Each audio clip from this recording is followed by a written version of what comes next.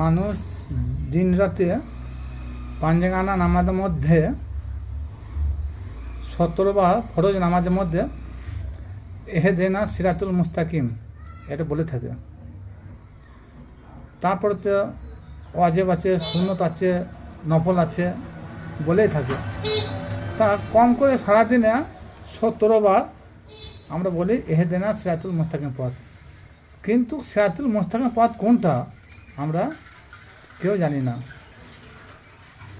সেই সিরাতুল মুস্তাকিম পথ হলো আওলাদে রসুল, ইমাম হাসান, ইমাম হুসেন, মা ফাতেমা, মাওলা আলী আলাইহিস সালাম।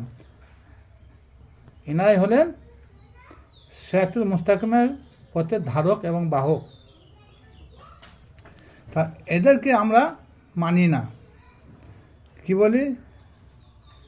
নামাজ পড়লেই হবে, এদেরকে আবার মানতে হবে নাকি? এই যে একটা কথা আমাদের সমাজে চালু আছে। কিন্তু আমি বলতে চাই, আপনি যদি সারা জীবনভর তাহাজ্জুদ পড়েন আর কপাল কালো করেন আর আল্লাহু আল্লাহু জিকির করেন, যদি আওলাদে রসুলের প্রতি প্রেম ভক্তি ভালোবাসা না থাকে, তাহলে আপনার ওই নামাজ আল্লাহ পাক রব্বুল আলামিন কালকে আপনাকে জুতো মারার মতো মারবে। কারণ নামাজের মূল হকিকত হলো আহলের বায়তের অনুসরণ। আহলের বায়তের অনুসরণ অনুকরণ না করলে সে নামাজ আল্লাহ দরবারে গৃহীত হতে পারে না।